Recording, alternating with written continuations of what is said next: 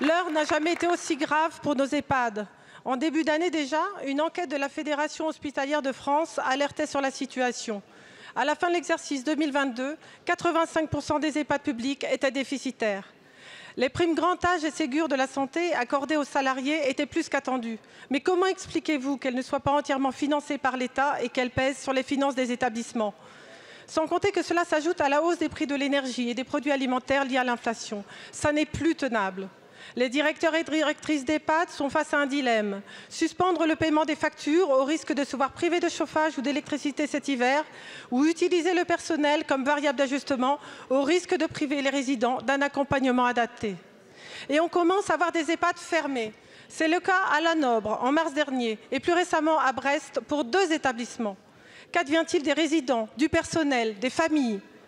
Aujourd'hui, des citoyens s'organisent afin de combler l'inaction de l'État. C'est le cas à Plouaret sur ma circonscription.